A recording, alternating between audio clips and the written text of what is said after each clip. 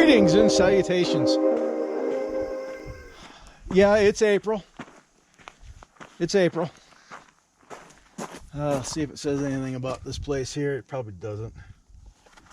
It just says charcoal kilns.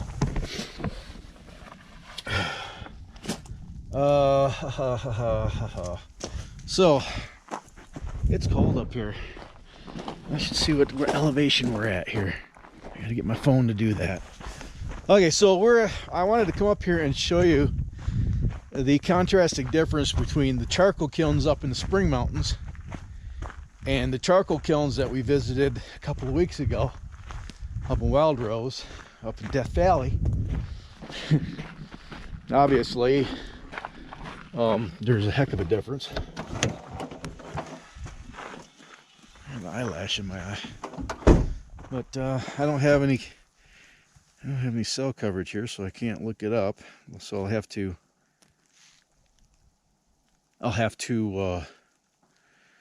do a voiceover and let you know about the history of this place. But I do know that there were, I think, 3, possibly 4.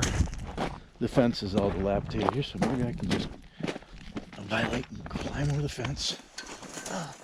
Oh, so hard to climb over this derelict fence. It is kind of hard. Anyway, I think I know there was 3 of them for sure. Let's see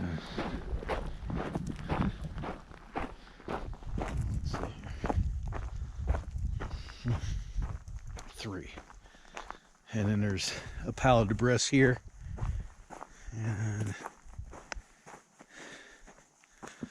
this might just be piled up here from, yeah, this is just debris from the charcoal kilns that they piled up. Now, I do know that some years ago, at some point, they came up here.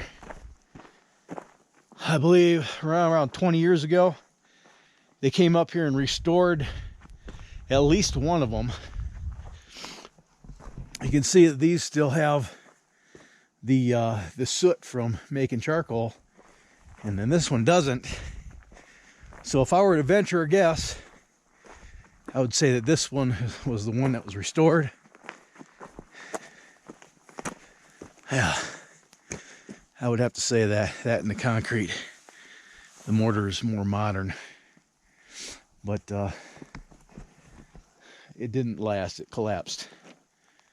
So one of the questions that my kids asked me is why these 3 are all collapsed and the ones up in Death Valley aren't. And the simple answer is this spot here gets a lot more visitation than that spot up in Death Valley at the Wildrose Charcoal Kilns. Oh, it's really starting to snow. Let's look and see what elevation we're at. Now map my walk, you goof. Altimeter. I'll give this a minute to connect with the satellites.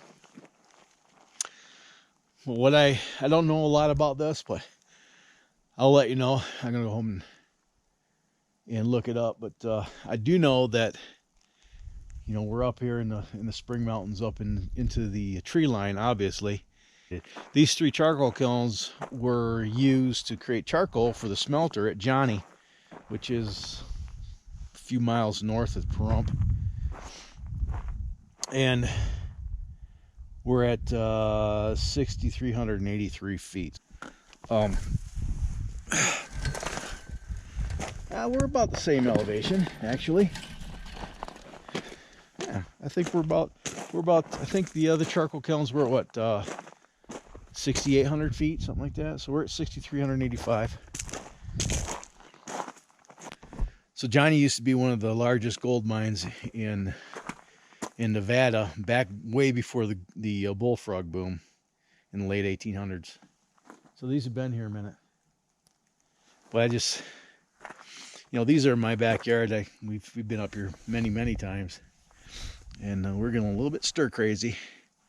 And the kids haven't been outside all week because of the weather, And down in the valley, the sun is shining. We came up here in the mountains and it's snowing.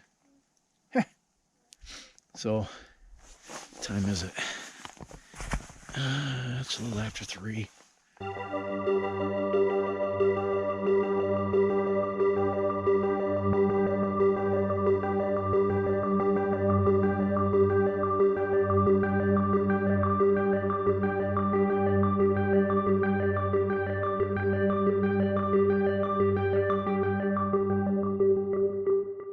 So I guess you shouldn't rely on third-hand information when you are talking about sites like this.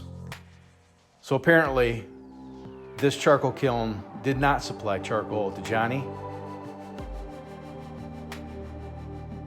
but rather to a smelter in the Resting Spring district near the original town site of Tecopa.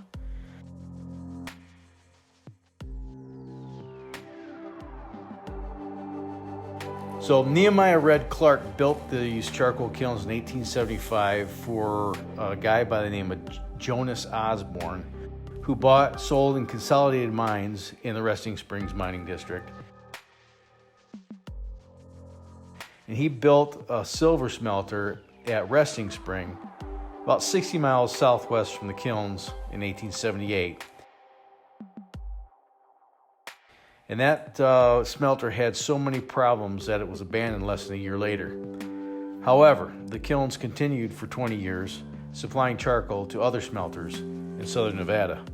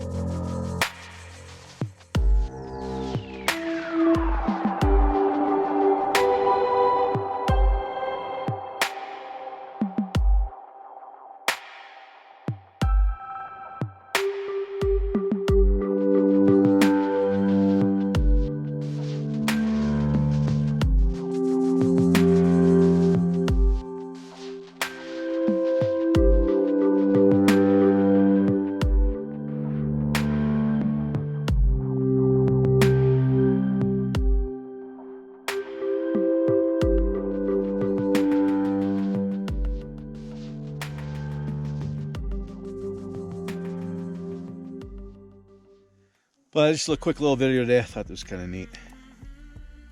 But so if you haven't done so yet, click the subscribe button and the little bell icon that's right next to it so YouTube will let you know the next time I upload a video. If you like this video, please smash the like button. That's the best thing you can do for this channel. And then share it with your vast social media network.